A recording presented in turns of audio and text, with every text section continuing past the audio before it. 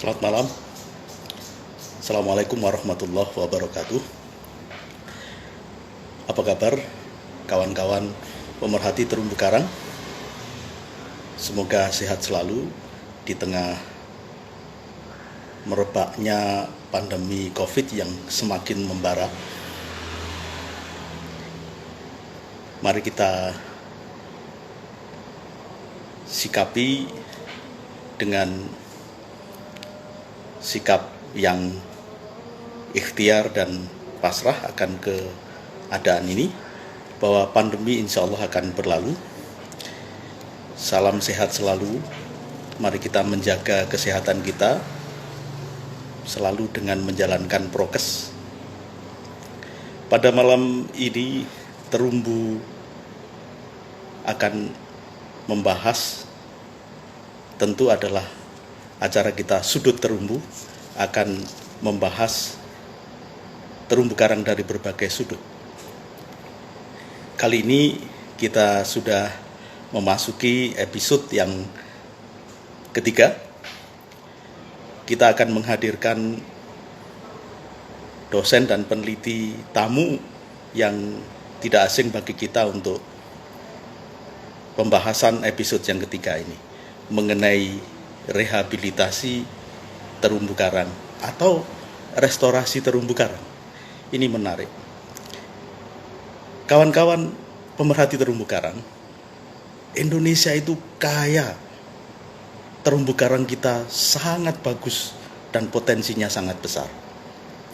Tetapi lagi-lagi ironinya, banyak kerusakan terjadi di mana-mana, sehingga kita perlu melakukan satu rehabilitasi, perbaikan ekosistem terumbu karang.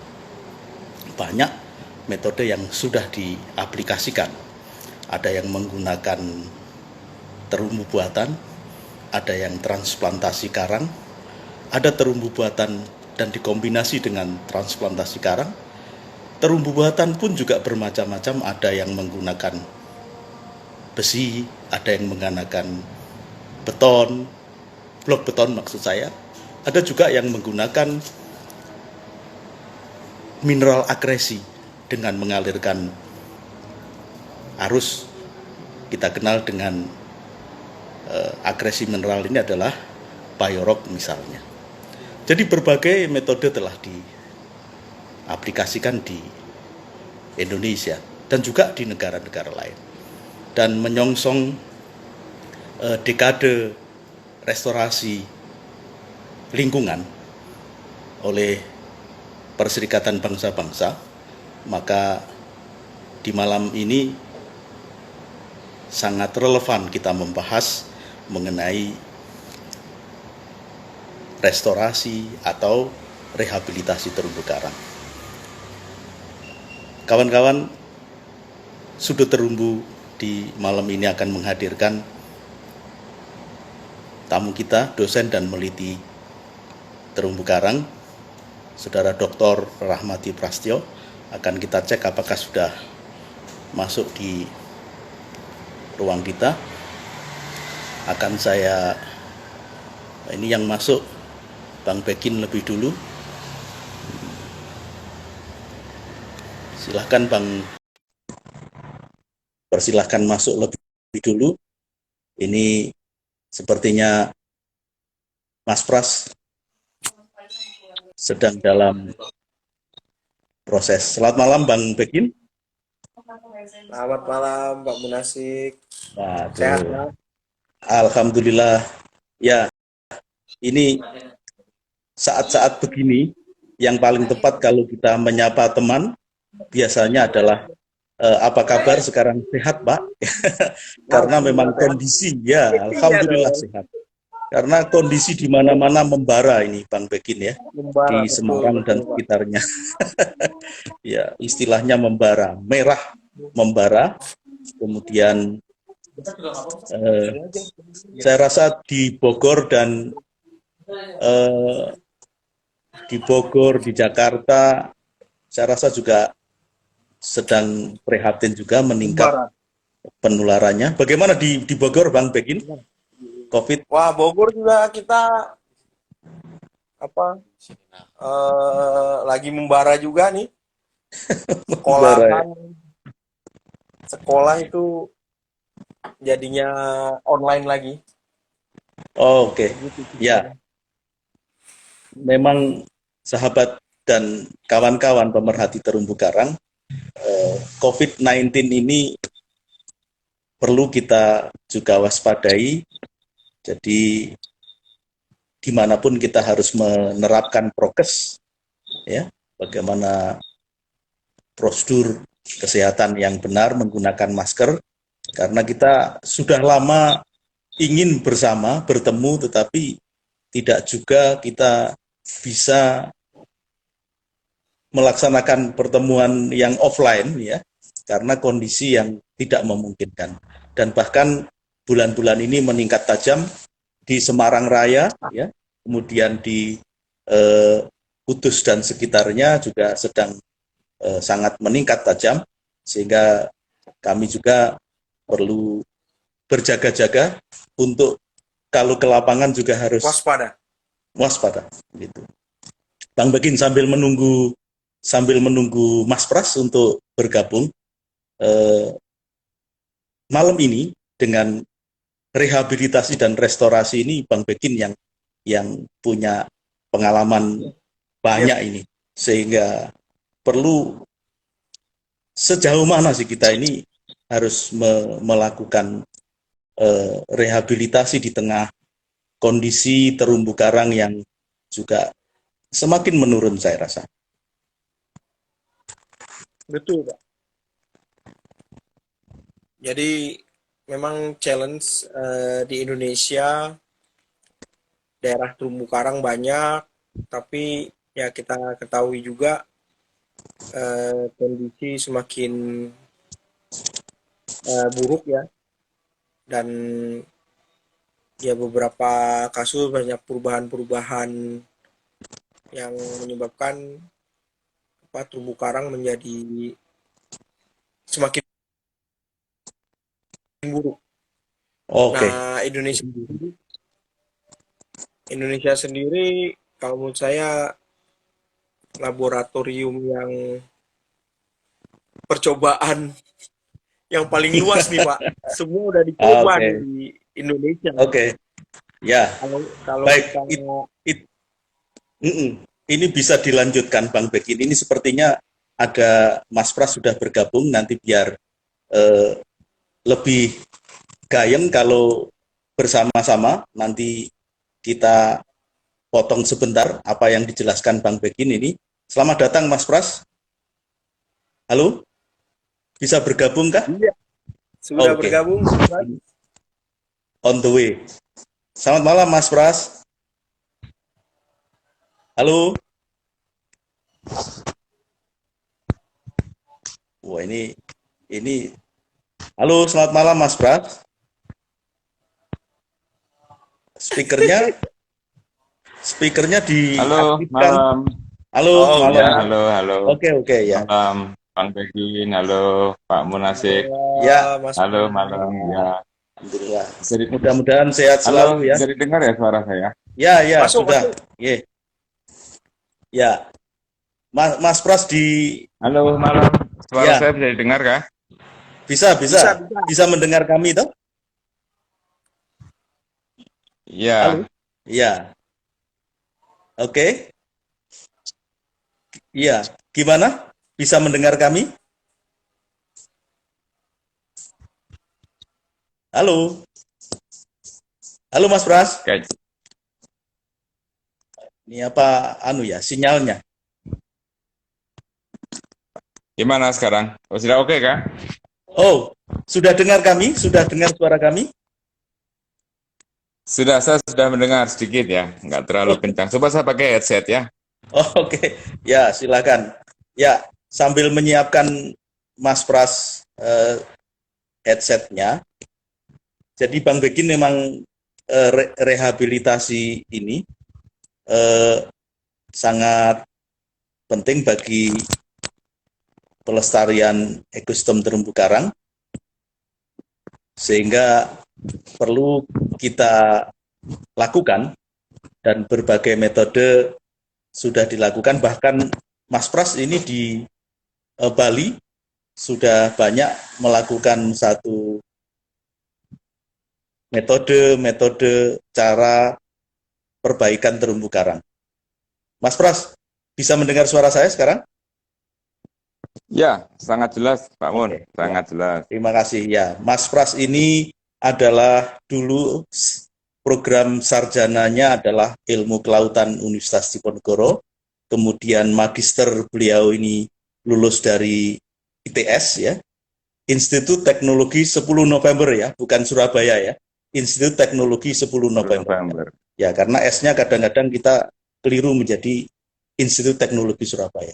Kemudian S3-nya saya rasa baru saja kalau tidak salah pada saat pandemi beliau ini lulus, sebelum ya, lulus sebagai doktor Belum, Mas. 2019. sebelum 2019 di ya. Universitas Udayana. Beliau adalah memiliki latar belakang yang luas, peneliti, praktisi, konsultan, dosen, semuanya adalah beliau. Nah, Mas Pras, terus sekarang saat ini Anda menjabat sebagai Dekan Fakultas Ilmu Kesehatan, Sains dan Teknologi di Universitas Undara ya, Universitas Dianapura. Ya, betul ya. Okay. Bagaimana ini kesan pesannya sebagai peneliti, tapi juga sekarang ini jadi birokrat sebagai pejabat. Rasanya gimana ini? Ya, terima kasih Pak Mun. Ya, terima kasih untuk kenal singkatnya. Bisa didengar suara saya ya? Ya, bisa ya. ya? Lanjut ya. Ya, yang pertama mengenai pendidikan dulu ya. Jadi, mungkin sebelum kampus Merdeka, saya sudah menerapkan kampus Merdeka dulu. Oke. Saya sudah menerapkan kampus Merdeka dulu waktu zamannya ya, harus linear. Saya sudah memutuskan untuk tidak linear. Jadi S1 saya kelautan, kemudian S2 saya ilmu teknik lingkungan di ITS, dan S3 saya ilmu pariwisata. Oke. Jadi sudah orang Bali bilang kangen kau, atau orang Jawa bilang ngalor ngidul ya. Saya sudah menyeberang ke sana kemari lah. Jadi sebelum kampus Merdeka saya sudah merdeka dulu. Saya kuliah karena saya senang gitu aja. Saya pikir hanya begitu, nggak rumit-rumit saya. Ya pokoknya saya senang kuliah, saya kuliah gitu aja. Yang kedua tentang jabatan dekan, saya barusan selesai di bulan Maret kemarin Pak Mun. Mungkin nggak sempat kita info-info ya. Jadi saya sudah selesai jadi dekan bulan Maret yang lalu. Itu sekarang menjadi dosen saja dan praktisi untuk konsultan ya. Saat ini ada beberapa pekerjaan konsultan yang saya kerjakan, yaitu di konsultan Bali Beach Conservation Project atau proyek pengaman pantai Bali, sama Kormap ya. Kormap punyanya Bappenas di Nusa Penida dan Salembongan. Untuk Coral Reef Expert sana. Mungkin begitu aja Pak Mun, sedikit tambahan. Baik, wah ini yang perlu saya tanyakan, dan saya tak memasukkan Bang Begin dulu, biar nanti tambah gayeng untuk bersama-sama membahas pengalaman Mas Pras ini ketika sebagai engineer sekaligus scientific diver ketika dulu ya. Halo, bisa dengar saya? Mas Pras, halo? Halo. Oke, dengar saya? Putus? Ya, mungkin apa sinyal yang di Mas Pras yang naik turun ya. Kami juga di sini sedang hujan. Halo? Saya nggak mendengar Pak Munasik. Oke. Coba mungkin keluar dulu, nanti join saya invite lagi agar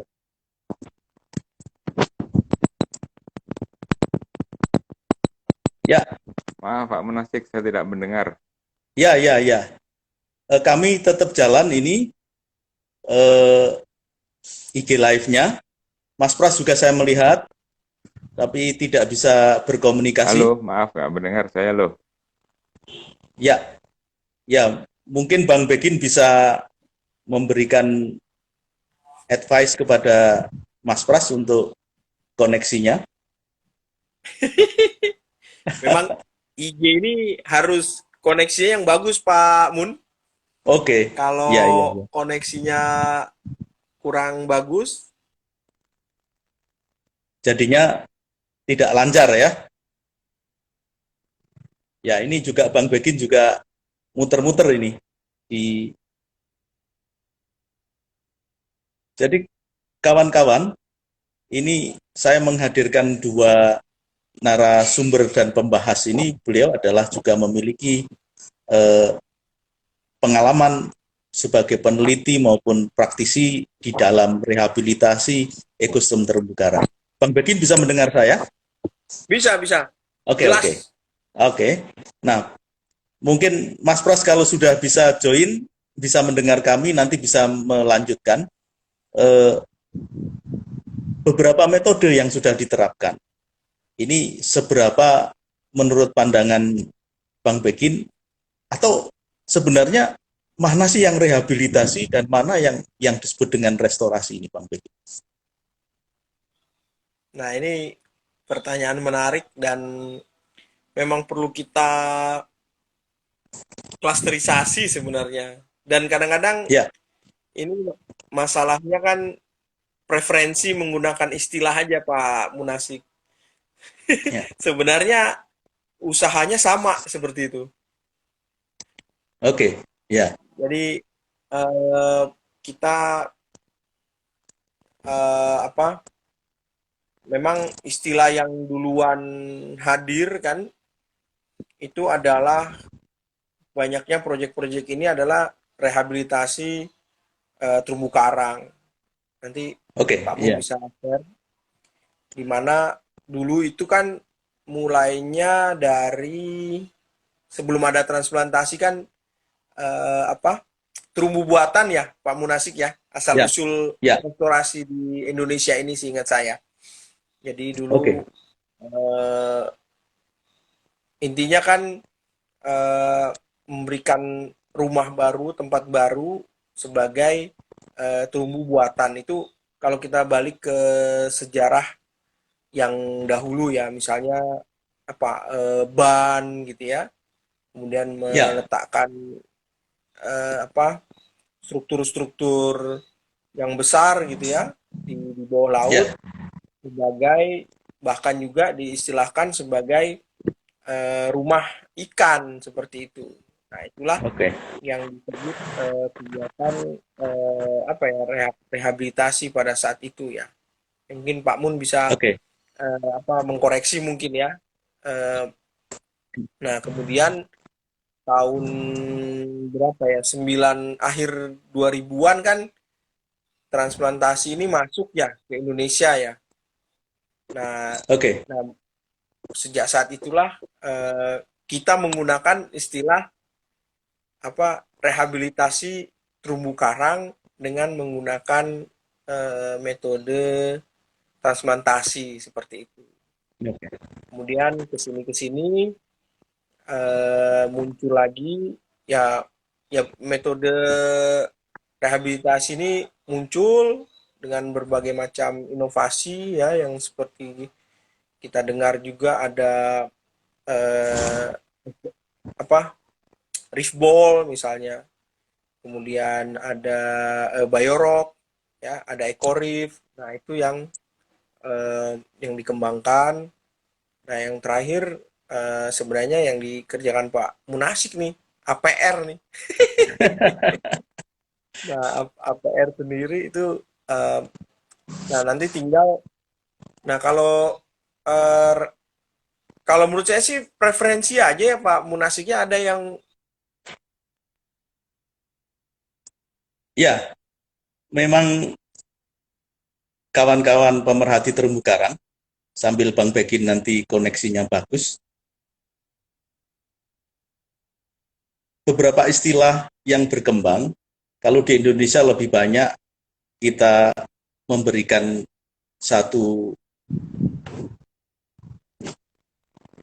pengertian adalah rehabilitasi, sedangkan kalau kebanyakan istilah-istilah di referensi di luar negeri adalah restorasi.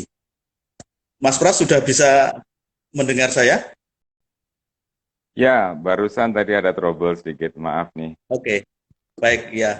Barusan saya berbincang dengan Bang Bekin mengenai restorasi dan rehabilitasi. Kalau menurut Mas Pras bagaimana itu?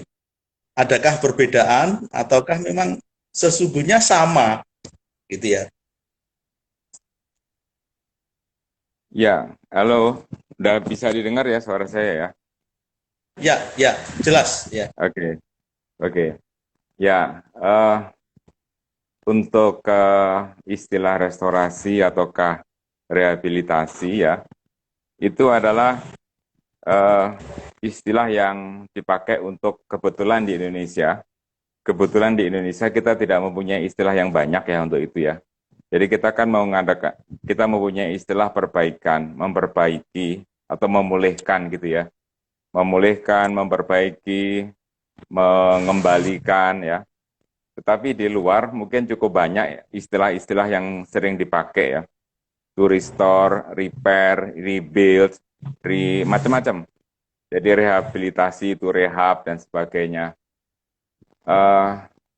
Tapi pandangan saya dari segi ekologis itu ataupun dari makna gramatikalnya ya, bukan makna leksikal ya, makna gramatikalnya tuh saya lebih cenderung untuk mengatakan kalau upaya untuk memperbaiki itu restorasi. Jadi restorasi itu lebih kepada apa ya, proses sistem gitu ya, sesuatu proses aktivitas yang dilakukan untuk mencoba memulihkan gitu ya, memulihkan, mengembangkan dan memperbaiki sekaligus seperti itu suatu ekosistem begitu ya. Merehabilitasi juga mirip-mirip sebenarnya, tapi merehabilitasi juga upaya perbaikan ya, upaya memperbaiki, tetapi menurut saya itu lebih luas ya, memperbaiki dalam arti yang sangat luas. Dan untuk satu habitat atau ekosistem terumbu karang itu saya dan beberapa teman dari itu restore ya, restorasi. Ya mungkin lebih, kalau saya sih lebih cenderung secara ekologis restorasi ya, karena itu adalah bentuk dari upaya. Kalau rehabilitasi terlalu besar lah, kita kan tidak pernah melakukan suatu upaya perbaikan yang sangat komprehensif, sesuatu luasan yang besar banget ya. Mungkin nggak seheboh itulah. Menurut saya itu restorasi Oke, itu upaya kecil yang kita lakukan untuk memperbaiki lah sedikit ya, dari habitat bawah air yang luar biasa. Kira-kira baik. begitu Pak Mun. Ya, oke, Mas Pras, menarik sekali. Saya mendengar eh, penjelasan Mas Pras ini karena beliau sudah banyak bergaul dengan para saintis dari luar negeri dan menyampaikannya dalam forum-forum internasional sehingga beliau bisa memilah-milah sebenarnya yang restorasi yang seperti apa dan rehabilitasi seperti apa. Saya setuju itu. Dan apa yang dilakukan Mas Pras itu menginspirasi kami untuk bisa kita kembangkan.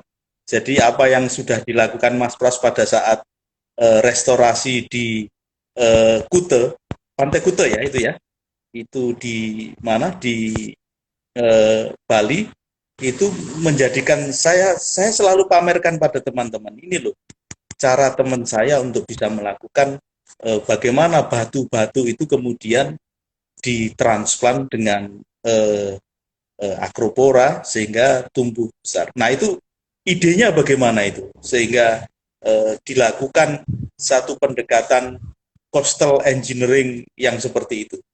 Bisa dijelaskan Mas Pras? Waduh, putus lagi. Teman-teman yang jika ada pertanyaan, nanti silahkan ditulis atau Anda bisa chat kepada kami mengenai hal-hal yang perlu diklarifikasi. Halo Mas Pras, bisa gabung lagi? Iya loh, Ya, setiap kali silakan. selesai mati lagi loh. Nggak tahu kenapa itu. Ya, Saya kayaknya. bisa.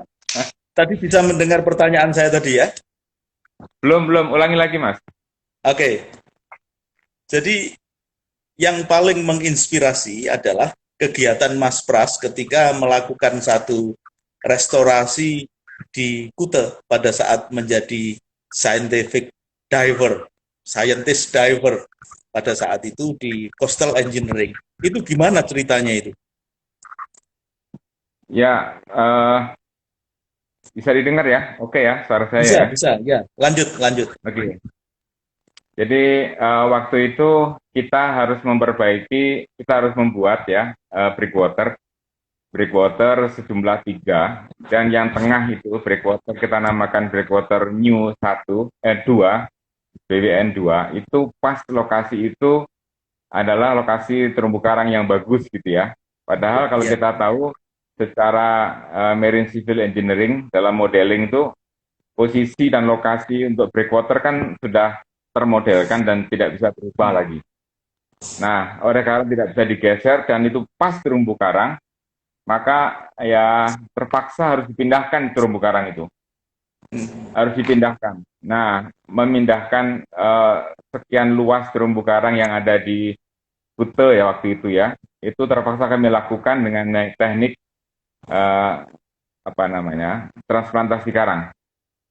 Bahkan kami dulu menggunakan istilah coral mitigation malah, tidak menggunakan restorasi, mitigasi malah, coral mitigation. Ya macam-macam lah preferensinya istilah-istilah itu.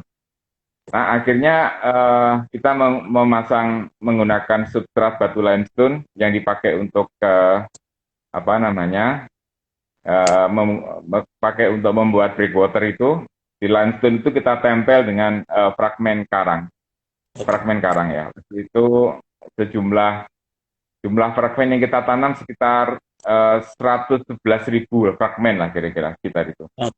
Luasnya sekitar 100 kali 110 hektar ya, atau 1 hektar ya, 100 kali 100 lah, kira-kira begitu. Oke. Begitu Pak.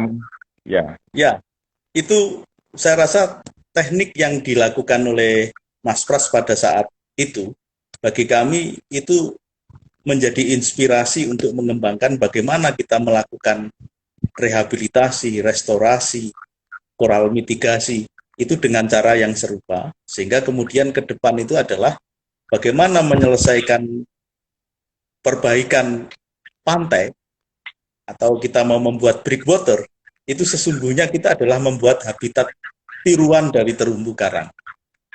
Nah, itu yang ingin kita. Nah, kira-kira teknik ini bisa dikembangkan, dilanjutkan untuk metode atau teknik rehabilitasi atau restorasi di tempat lain, atau bagaimana menurut Mas Pras? Ya,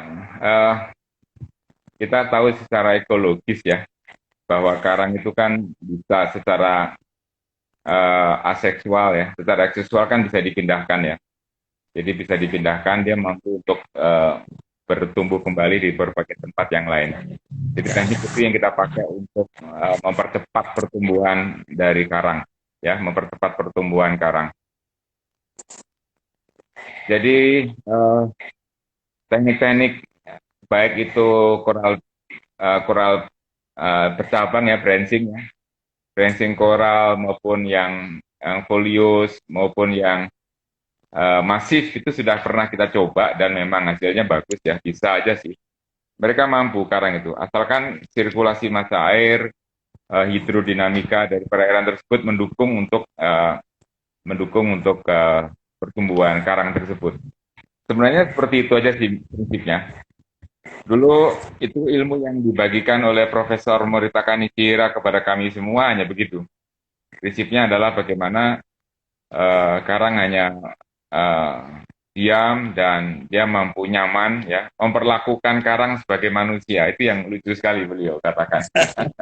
Wah, bagus sekali itu istilahnya. Jadi kalau Nishihira Sensei mengajarkan bahwa bagaimana memperlakukan koral itu seperti manusia, ini sesuatu yang menarik bagi kita karena di Indonesia karang sudah tidak lagi diperlakukan secara manusiawi, sudah dibius, sudah dirusak dengan eh, apa namanya kapal, sudah dirusak pula dengan pencemaran-pencemaran bahan organik.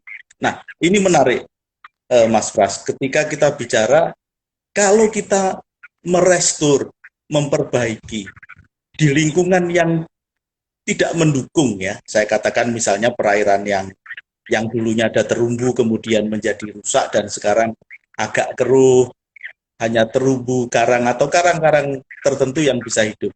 Ini kan juga perlu dilakukan satu upaya-upaya restorasi. Nah, ini kira-kira teknik-teknik yang sampean lakukan dengan Nishihira Sensei yang di Bali itu bisa dilakukan enggak di tempat yang seperti itu? Bisa sebenarnya Pak Mun. Jadi sangat bisa. Jadi tergantung kita menseleksi ya. Jadi ada dua kata kunci waktu itu yang saya ingat sekali dari pelajaran Nishihira Sensei itu. Yang pertama memperlakukan karang seperti manusia. Jadi dia betul-betul memilih ya memilih membuat nyaman. Jadi waktu karang itu dipotong untuk ditransplant, dia sebenarnya stres ya. Karang itu stres. Jadi Betul ya. kunci pertama adalah aklimatisasi. Jadi aklimatisasi itu jangan biarkan karang itu stres dulu waktu dipindah. Oke. Nah, kadang-kadang orang langsung pindah dengan langsung pakai pengikat tertentu ya, baik menggunakan kabel tis, menggunakan. Kami dulu pernah beberapa kali beberapa cara ya menggunakan cara-cara penempelan untuk bisa dia menempel gitu ya. Menggunakan juga pakai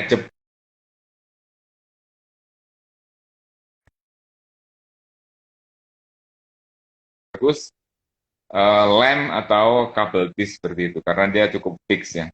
Nah, proses aklimatisasi ini yang mungkin harus diperhatikan betul ya waktu dia memindahkan. Jadi waktu dia memindahkan, memperlakukan memindahkan itu betul-betul dijaga hati-hati betul. Jadi kayak bayi betul itu. Kami diajarkan untuk seperti bayi betul memindahkan karang. Hati-hati betul. Jadi waktu memindahkan dari satu tempat ke tempat lain, bahkan basketnya apa ya, keranjangnya itu tidak banyak, tidak boleh banyak. Harus sangat sedikit, harus apa ya, dibuat dia nyaman dulu, tempat yang aman dulu, tidak bergeser-geser dan seperti itu. Sehingga waktu proses pemindahan itu atau penempelan ke substratnya itu tidak pernah ada lendir-lendirnya itu ya, yang menempel. Jadi dia nggak stres gitu. Nah itu kuncinya, satu kunci untuk ya mungkin teman-teman yang baru mencoba ya, boleh silahkan kuncinya supaya memperhatikan faktor aklimatisasi ini. Jadi jangan langsung dipindahkan. Ini bukan sekedar memperkosa karang langsung dipindah, enggak boleh seperti itu. Itu Itu Pak Mun. kira-kira namanya aklimatisasi itu berapa lama yang harus dilakukan oleh seorang yang melakukan pemindahan atau dari setelah pemotongan kemudian mau dilakukan transplant? Minimal 24 jam. Oh, 24 jam ya. Minimal Minimal Pak Mun. 24 jam. Jadi Terus kalau biasanya kita program itu kan langsung potong pindah, potong pindah, potong pindah ya. Karena jadwal, karena ya, apa tempatnya jauh dan sebagainya dan biaya. Padahal itu faktor penting untuk keberhasilan. oke.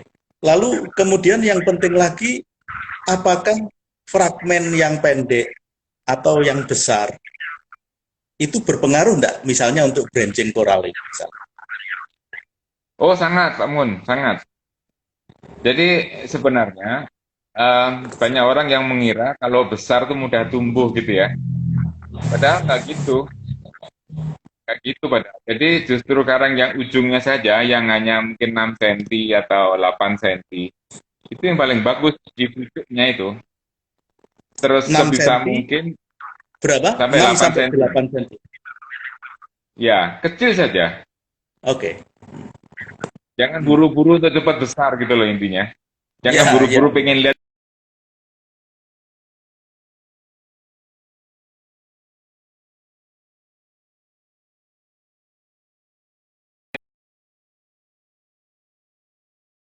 terluka kan cuma satu sisi. Cabang yang lain yang di atasnya itu adalah cabang yang siap tumbuh gitu. Sehingga dia hanya terluka di satu sisi aja gitu. Oke. Baik. Ini memang bagi kami adalah informasi yang berharga, terutama bagi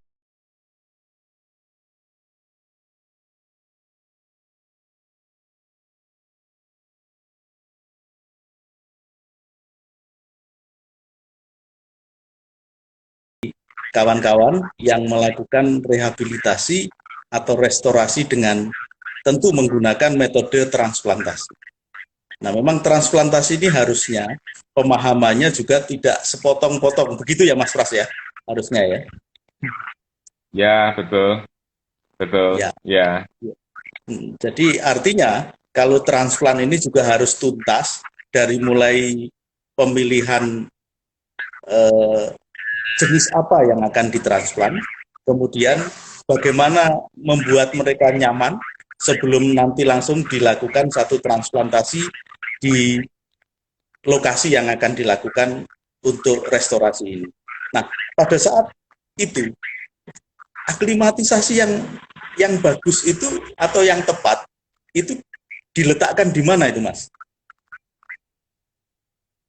Ya, aklimatisasi yang paling tepat itu diletakkan di sekitar eh, lokasi di mana kita akan pasang, Mas, Pak Mun. Oke, okay. Sekitar Oh, di lokasi situ akan kita ya. pasang. Jadi, ya, Oke, tapi tidak ya. ditempel langsung ya. Ditaruh dulu, dia juga aklimatisasi lagi, gitu. Oke. Oh, jadi posisinya nanti teknis harus di ini ya, di dalam keranjang begitu ya. Kalau Betul. kalau oh, ini ini juga perlu menjadi perhatian dari kawan-kawan yang akan melakukan transplantasi. Jadi beberapa yang kita evaluasi di beberapa perairan malah banyak yang tidak tumbuh dan kemudian hilang fragmennya, kemudian mejanya berserakan, bahkan malah ditumbuhi oleh biota-biota lainnya. Ini yang yang menjadi perhatian kita. Mungkin Mas Pras bisa jelaskan kira-kira teknik seperti apa yang nantinya bisa dikembangkan untuk restorasi terumbu karang ke depan itu. Ya, ini ilmunya Nishira Sensei ya. Saya akan bagikan ilmunya beliau. Sama saya kumpul dengan beliau di laut 4 tahun lah kira-kira. 4 tahun kita risetnya 2 tahun, kemudian memasangnya 2 tahun. Pertama aklimatisasi, ya aklimatisasi. Yang kedua adalah memastikan bahwa fragmen itu tertempel sebanyak mungkin, skeletonnya itu nempel atau reattachment to the substrate, ya kepada substratnya sebanyak-banyaknya. Jadi sebanyak-banyaknya karena karang itu secara automatically dia akan menutupkan apapun yang akan menempel ke dia. Yang pertama yang akan ditutup adalah yang di cover itu adalah kabel tisnya. Itu dulu, di cover dulu sama dia, tertutup dulu selama hampir seminggu atau 15 hari begitu. Nah, setelah 20 harian, dia langsung menempelkan ke tubuhnya, skeletonnya itu ke batu waktu itu. Jadi ke batunya hampir sekitar hari ke-21, ke-24 gitu ya. Karena kebetulan saya foto terus fix point, fix fragment, selama sekian ratus fragmen kami foto, dari 0, 10 hari, 20 hari, 30 hari, begitu, sampai 2 tahun. Jadi penelitian ini panjang sekali. Nah, yang pertama adalah dia waktu dia menempel sebanyak mungkin badan atau skeletonnya itu masuk ke substratnya sebanyak mungkin. Ya itu ya sebanyak-banyaknya dia menempel. Setelah itu diusahakan jangan sampai dia bergerak-gerak. Bergerak-gerak artinya dia nyaman untuk karena diikat dia nyaman untuk melakukan recovery dengan tubuhnya sendiri. Kemudian dia melakukan adaptasi dengan lingkungan yang baru. Kemudian dia melakukan ya dia makan, dia tumbuh akhirnya begitu ya. Sistem metabolisme dia berjalan akhirnya. Mungkin secara sederhana begitu Pak Mun. Beberapa hal yang tambahan yang saya bisa tambahkan.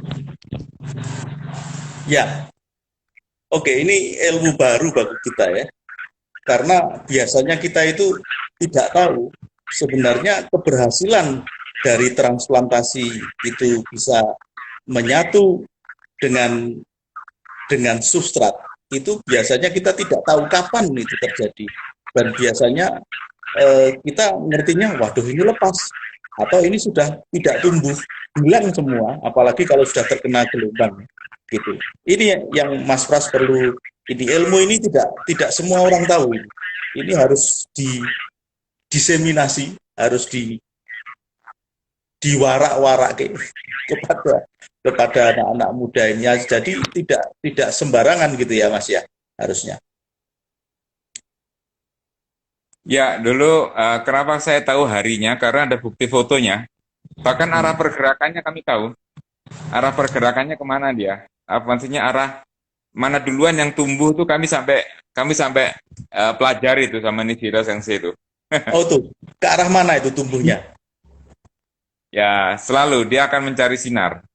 Oh gitu ya. Mencari mana sinar, yang akan mencari sinar, dia yang paling banyak sinar, dia akan cepat untuk ke sana arahnya. Oke, Gitu, berarti metode yang digunakan Mas Pras itu di samping menempelkannya secara horizontal agar sebanyak-banyaknya substrat itu ditempeli oleh fragmen, di samping itu juga harus ada yang vertikal juga agar bisa mengarah kepada sinar. Begitu maksudnya? Sebenarnya ya, vertikal juga, miring juga. Ya, waktu itu kan nggak sampai kepikiran seperti itu, Pak Mun. Waktu itu kan kami hanya nempel sebanyak-banyaknya gitu kan. Nggak sampai sedetail itu mikirnya. Waktu itu ya. Ya. Jadi kami akan pasang ya satu batu ukuran 1 ton tuh kami pasang dengan 6 gitu ya. Saya pasang 6 dengan jarak 20 sentian, masih minimal 20 senti. Nah kebetulan di pinggir ya dia miring, kebetulan dia tegak gitu aja. Nah, begitu ya. Begitu kita foto akhirnya kita tahu loh ternyata begini dia. Ternyata pola mekanisme pergerakan dia tertentu ternyata. Polanya dia untuk beradaptasi itu unik juga ternyata gitu kira-kira Pak Mun. Oke. Lalu ini yang menjadi perlu dimengerti oleh teman-teman yang aktif untuk melakukan transplantasi, bahwa apakah transplantasi ini segala-galanya? Artinya setelah kita transplantasi maka kita selesai begitu saja Pak Pras? Oh enggak Pak Mun, jelas lah. Kunci utama dari restorasi terumbu karang itu faktor pertama setelah kita melakukan pekerjaan dengan metode transplantasi ini adalah maintenance. Kuncinya di pemeliharaan sebenarnya.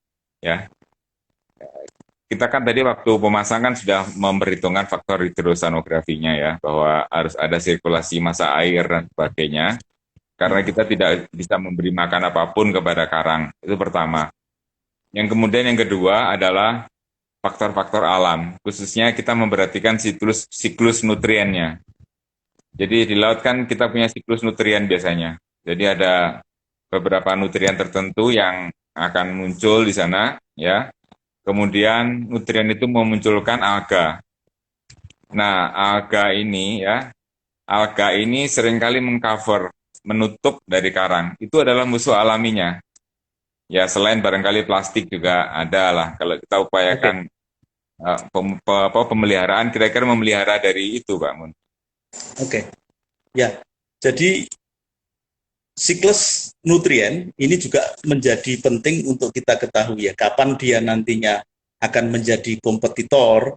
Jadi berarti nanti ada seperti waktu tanam yang baik begitu, Mas Pras ya, maksudnya. Ya, betul. Ya, pasti. Kita jadi ada dua hal ya, memperhatikan suhu sama nutriennya sebenarnya. Itu mesti kita kuasain dulu itu. Tidak asal taruh, pokoknya bagus, pokoknya cocok.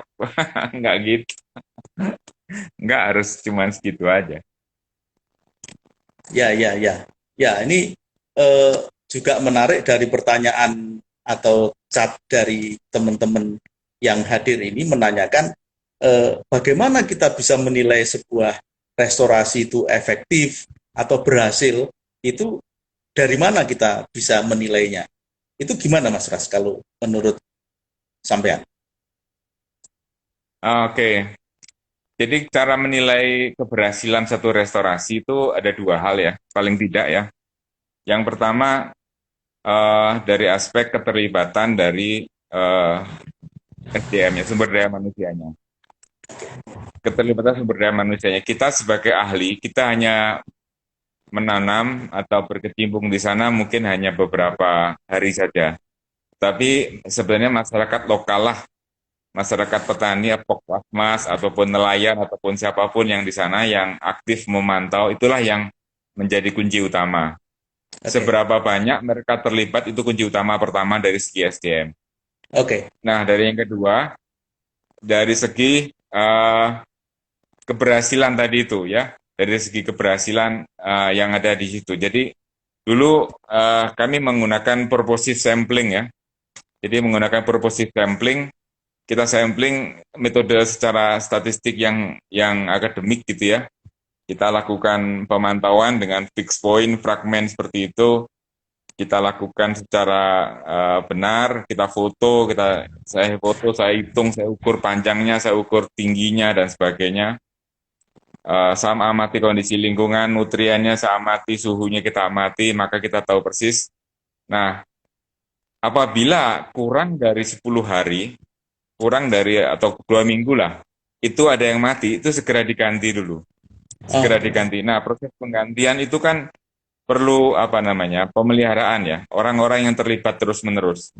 Jadi kuncinya kita sebagai ahli barangkali itu adalah melibatkan orang lokal untuk pemeliharaan.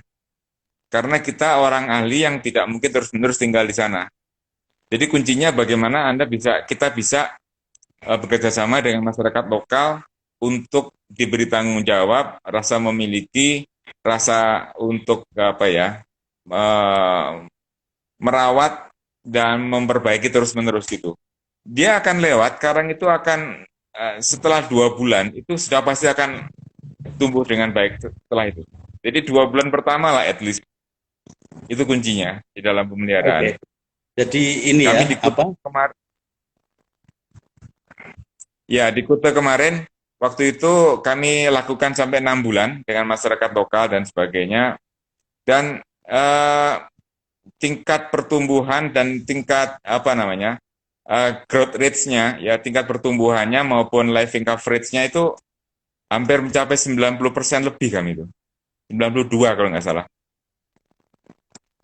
Dari purposive sampling itu. Wah, ya. Ini keberhasilan yang perlu dipublikasikan ini ya Mas. Tapi saya setuju itu. Memang jadi ada keberhasilan secara teknis, ada juga keberlanjutan program. Nah, keberlanjutan program ini kemudian harus melibatkan masyarakat lokal untuk bisa bersama-sama memelihara, merawat, kemudian mereka juga harus diberdayakan. Begitu ya, Mas? Jadi ada dua kata kunci, keberhasilan teknis dan juga keberlanjutan dari program itu. Jadi teman-teman ini yang harus menjadi perhatian kita semua kalau kita mau berhasil melakukan satu program restorasi atau rehabilitasi. Nah, yang menjadi menarik adalah ini juga tadi ada pertanyaan musim tanam. Nah, koral itu kan memiliki kemampuan reproduksi baik seksual maupun aseksual. Nah, kira-kira nih, kalau pada saat koral itu sedang melakukan seksual, kan kita juga harus membuat mereka itu nyaman. Terus kita potong-potong. Kira-kira keberhasilannya bagaimana itu, Mas Pras? Ya, kalau dia secara seksual, berarti dia secara metabolisme tubuhnya itu paling sehat sebenarnya. Logikanya begitu. Dia paling sehat, paling kuat ya, sama seperti manusia lah. Kalau bisa melakukan aktivitas seksual kan berarti sehat. Kan gitu. Mana mungkin kita yang tidak sehat bisa melakukan aktivitas seksual. Sama kan logikanya. Jadi musim-musim itu sehatnya karang. Nah, sehatnya karang selain sirkulasi massa air itu adalah suhu, Pak Mun. Suhu. Oh, suhu Jadi ya. betul, suhu. Jadi dalam siklus kita harus tahu juga siklus tahunannya. Siklus tahunan dari suhu perairan di tempat itu gitu ya. Oke, berarti Siklus yang tahunannya justru yang panas atau pada saat dingin? Ini harus langsung saya tanya. dingin, Pak Mun. Oh, dingin ya. Dingin. Ya Eh, pastilah, dingin ya. eh, Jadi suhu eh. dingin itu yang membuat karang itu makin sehat gitu ya, makin survive. Pasti itu. Oke, gitu. Ya, ya, ya. Ya, Iya. Berarti kalau kita melihat di Indonesia ini, setahu saya, apalagi kalau di Jepara itu ada dua puncak suhu di mana Maret April atau April Mei dan September atau Oktober November. Kemudian yang di tengah-tengahnya itu justru paling dingin adalah Agustus. Apa di bulan Agustus yang efektif, Mas Pras? betul. Jadi usahakan di Juni sampai Agustus September, Pak Mun. Oke, Itu iya. dingin ya. Juni Oke, sampai iya. Juni sampai Agustus lah, September lah paling telat-telatnya sudah. Iya. Lewat Kalau itu sudah sudah stres duluan karang itu. oke, ya, ya. Ya, itu penting. Ini Cukup ini stres. tadi pertanyaan dari kawan-kawan di ruang sudut terumbu ini juga mengarah kepada apakah di perairan satu dengan yang lainnya musim tanam menjadi berbeda atau tidak itu, Mas? Saya pikir hampir sama ya, karena kita kan mengalami siklus suhu yang sama pengaruh dari Australia ya. Pengaruh dari Australia. Saya pikir di bulan-bulan, saya sudah menyelam di berbagai tempat di Indonesia. Kira-kira kalau bulan-bulan Juli Agustus itu kan dingin ya, pasti airnya ya. Airnya dingin sekali. Di Juni, Juli, Agustus itu kan airnya dingin sekali.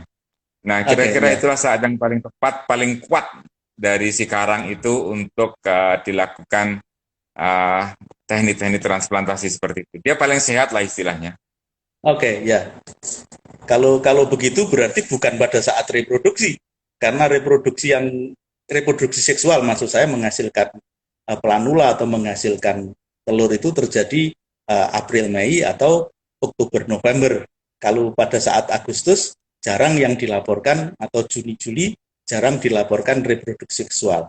Atau ini saya kadang-kadang berpikir liar, jangan-jangan karang ini juga mengalokasikan energinya pada saat dia mau ditransplant, sebaiknya tidak pada saat dia sedang reproduksi secara seksual. Nanti akan terjadi kegagalan. Dan tetapi tadi Mas Pras memberikan eh, persetujuan kalau dilakukan pada saat bulan Juli Agustus itu mereka rata-rata tidak melakukan reproduksi secara seksual. Jadi ini terkonfirmasi paling tidak dan ini harus kita lakukan di beberapa perairan kita. Mudah-mudahan memang kami mencoba juga kalau bulan Juni sukses sampai Agustus ya Mas ya. Kalau sudah September sudah habis itu karang saya Ya, kalau di ini ya berat. betul dengan apa yang disampaikan Mas Pras itu. Nah ini nih di sebelum kita mengakhiri ngobrol kita ini terlalu serius kita ini ngobrol tentang transplantasi karang ini. Sekarang yang tidak seberapa serius. Ini Mas Pras kan yang akhir-akhir ini kan terlibat di dalam program yang namanya ICRG. Ini bagaimana perasaan dan peran Mas Pras yang tentunya sangat antusias ini karena di Bali kan dijadikan satu lokasi untuk melakukan program ICRG Indonesian Coral Reef Coral Garden Garden. gitu ya. Ya, oke. Ya, Okay. oke. Ya ini saya harus tarik nafas panjang kalau mendengar kata ICRG ini. Itu, saya ingat itu program Roro Jonggrang itu ya. Bagaimana menanam karang. Ya mungkin seperti dibayangkan ya. Mungkin cerita sedikit ya. ICRG kebetulan saya koordinator teknis yang ada di Sanur. Di Sanur itu kita pengennya menanam seluas 8 hektar, Pak Mun. 8 hektar dengan jumlah targetnya 10.000 fragmen. 10.000 Oke. fragmen. Wow. Nah, jadi akhirnya karena dana ini, jadi program itu sebenarnya bukan program restorasi, itu program PEN itu, Pemulihan Ekonomi Nasional. Lebih mengarah Pemulihan kepada ekonomi. pemulihan ekonomi nasional. Ini program perut sebenarnya, perutnya orang nih, bukan ikan sebenarnya. Nah, kenapa begitu? Itu program itu diketok palu oleh Pak Menteri Luhut itu bulan Oktober. Nah, Ya. kan udah ngelewatin kan? Secara teori apapun sudah nggak bisa. Tapi karena ada uang di meja, kan harus dijalankan itu. Jadi Ya. tidak membuat proposal dulu, uang di meja dulu gitu kan. Uang di meja, ada duit 110-an miliar begitu.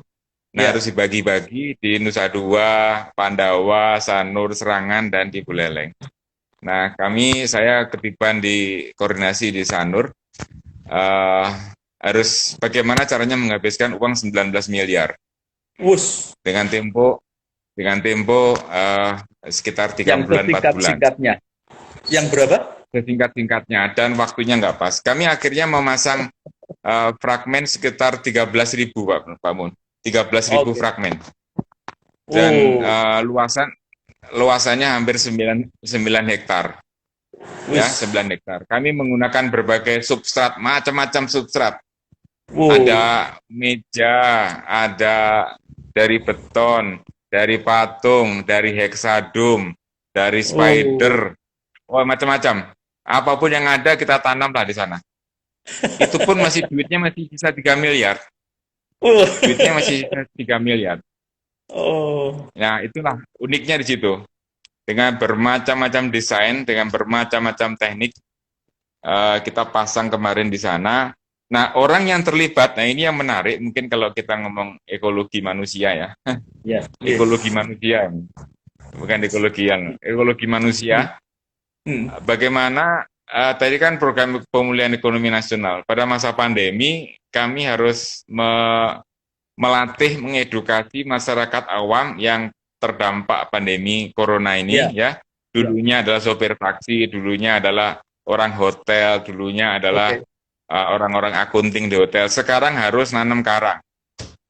Jumlahnya setiap hari itu 1.500-an orang, Mas.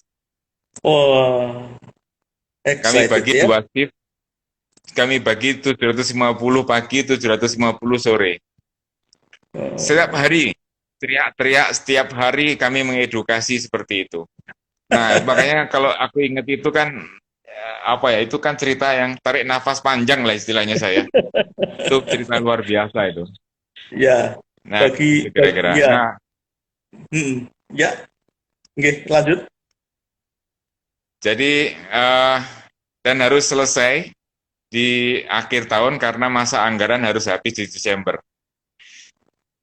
Jadi kami terpaksa karena uang itu program manusia dulu, kita harus selesaikan dulu. Mudah-mudahan ini sedang kita atur untuk minimal at least, mungkin tingkat keberhasilan masih rendah ya. Pasti rendah, kita tahu. Bahkan saya katakan, Pak, kalau bisa berhasil 20%, rekor, saya bilang gitu. 20% ini udah rekor gitu. Ya, memang betul. Jadi ya nggak terlalu bagus, tetapi itu kita sudah menyiapkan substratnya begitu ya. Substrat sekian ribu substrat, ya, sekian ribu substrat. Orang kita meja aja 2.000 loh Pak Mun. Coba bayangkan, meja aja 2.000, coba. Sangat meja banyak 2.000. Ya, fish dome itu juga 2.000-an. Terus ada roti buaya. Di kedalaman berapa, Mas? Di kedalaman berapa itu? Di kedalaman dari 6 sampai 15-an. Oke. Ya. 6 sampai 15. Ya, jadi faktor kedalaman itu memang tidak terlalu terpengaruh ya. Yang penting justru adalah faktor kesehatan karang. Kesehatan karang. Jadi faktor kedalaman nggak terlalu terpengaruh begitu. Itu pengalaman kami. Jadi waktu aklimatisasi, kemudian waktu penempelan, kami mulut kami habis untuk ngajarin orang-orang untuk bagaimana teknik penempelan yang benar. Kami harus teriak-teriak, ngulang lagi, nyelam lagi sampai bosen kayak gitu. Selama kurang lebih 2 bulan penuh. 2 bulan penuh itu. Baik ya. Wah, saya sampaikan selamat untuk Mas Pras untuk bisa mengedukasi dari orang awam mengenai transplantasi, terus kemudian bisa bisa melakukannya dengan mudah-mudahan dengan baik. Dan ini tentu adalah yang menjadi menarik adalah awalnya bahwa bagaimana memperlakukan karang ini secara manusiawi. Sekarang kita harus memanusiakan manusia karena eh, yang namanya pen ini kan lebih mengarah kepada manusia daripada karangnya. Nah ini ya saya menjadi sangat memahami bagaimana Mas Pras harus menarik nafas panjang ketika saya tanya mengenai ICRG ini. Ya, oke Mas. Kalau sekiranya boleh itu diulang begitu ya tahun depan, kira-kira apa yang bisa Mas sarankan untuk ICRG ini agar bisa menjadi berhasil? Ah, susah Mas. Kalau ngomong sama pemerintah itu kan susah ya. Pengalokasian anggaran. Jadi kendalanya itu macam-macam. Kendalanya macam-macam. Oke. Tapi gini, tadi saya bilang kan ekologi manusia ya. Tadi kan saya bilang ekologi manusia. Jadi salah satu ekologi manusia itu secara alamiah setiap orang yang pernah melihat laut dan pernah dia menikmati indahnya laut itu rasa tanggung jawabnya masih cukup besar ternyata. Oke. Rasa tanggung jawab untuk melakukan yang terbaik untuk laut itu masih besar ternyata. Oke. Pelajaran itu yang saya terima.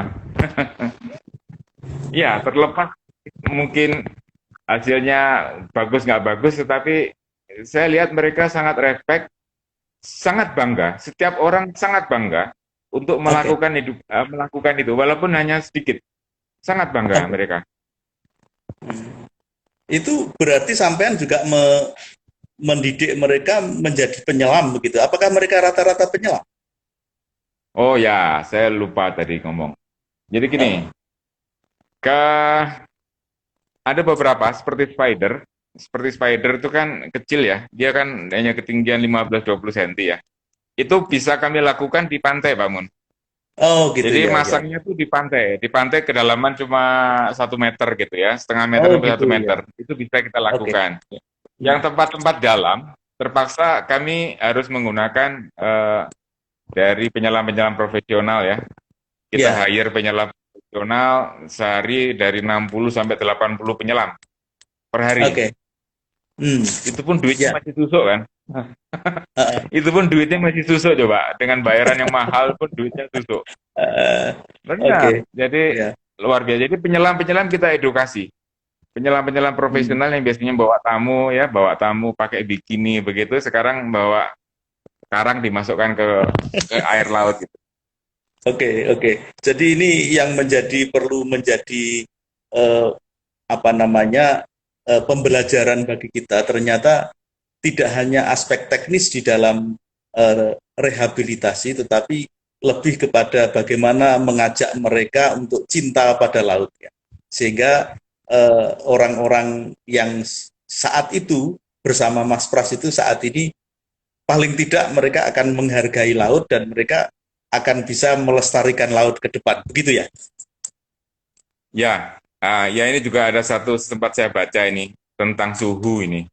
Di situ ada yang nanya siapa ini, nggak tahu nih teman ini yang menanya tentang suhu. Kapan ada bleaching ya? Oke, saya akan ceritakan sedikit mengenai bleaching ya di Kuta itu. Karena kan kita pasang temperatur Hubble recorder ya.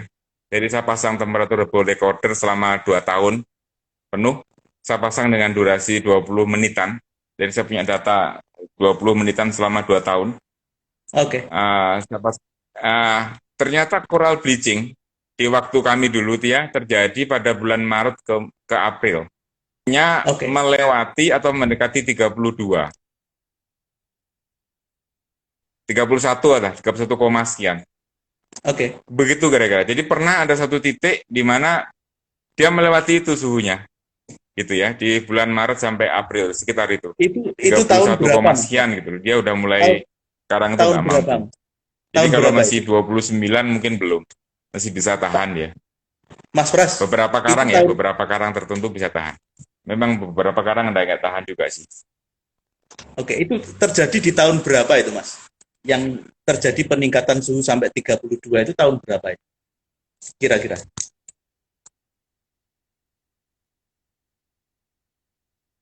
Halo, Mas. Sinyal saya sepertinya putus ya. Halo Pak Oh, Mun, bisa. sorry. Oke, oke. Kayaknya saya out sebentar, nanti masuk lagi ya, sebentar ya. Kayaknya Oke, enggak, dari tadi ini begitu sudah terus. sudah berakhir. Mas Pras masih mendengar saya? Halo? Oke.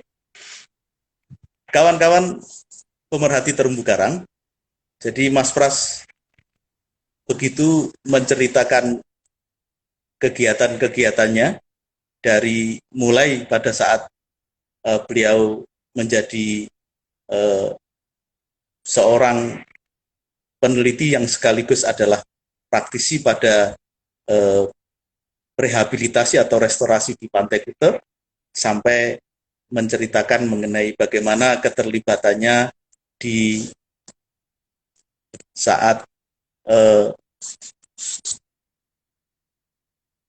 program ICRG yang sangat fenomenal di tahun kemarin, yaitu pemerintah melakukan satu pemulihan ekonomi nasional ya, program pemulihan ekonomi nasional. Mas Pras bisa mendengar saya? Bisa? Ya, baru Pak Mun. Oke, baik ya. Jadi saya rasa apa yang disampaikan Mas Pras ini sangat menginspirasi bagi kita semua, terutama saya juga adik-adik yang mengikuti program ini dari sudut terumbu, mencoba untuk mengupas bagaimana kegiatan-kegiatan rehabilitasi di Indonesia.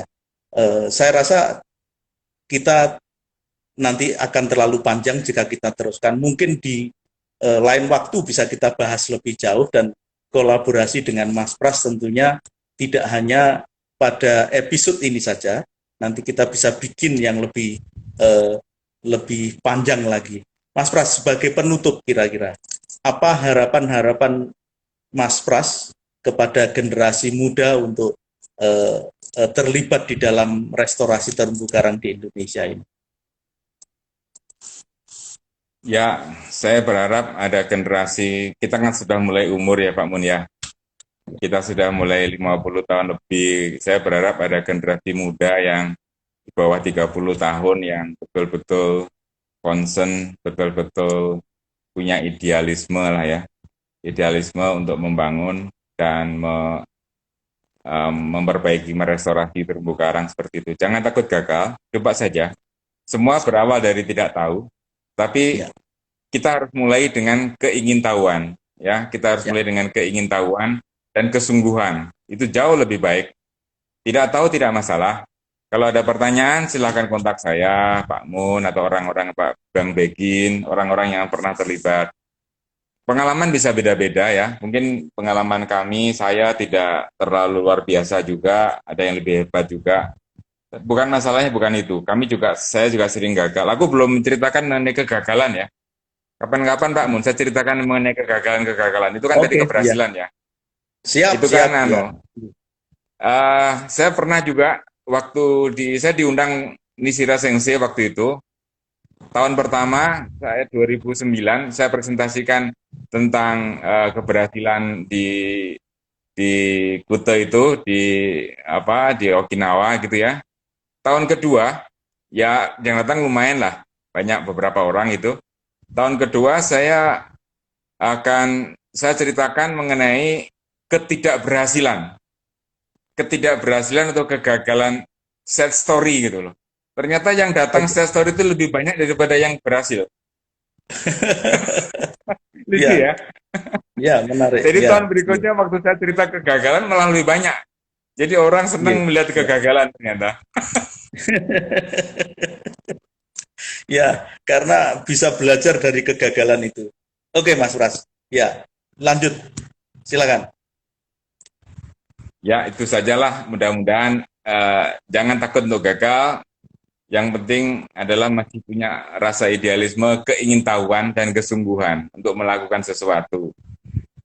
Eh, Mungkin berkahnya bukan hanya karang ya, tapi berkah saya adalah pertemanan. Saya mempunyai banyak teman di mana-mana, ya, teman-teman nelayan, teman-teman di pesisir itu banyak sekali. Jadi saya dapatkan berkah banyak, bukan hanya karangnya saja, tapi karang hanya media kita untuk bersahabat dengan banyak orang. Itu jauh lebih berbahagia bagi saya. Kalau Baik ya, masalah gagal berhasil biasalah, kita kan bukan siapa-siapa ya, kita kan baru belajar. Alam jauh lebih hebat, Tuhan jauh ya, lebih hebat di dalam apa namanya melakukan restorasi. Begitu Pak Mun. setuju.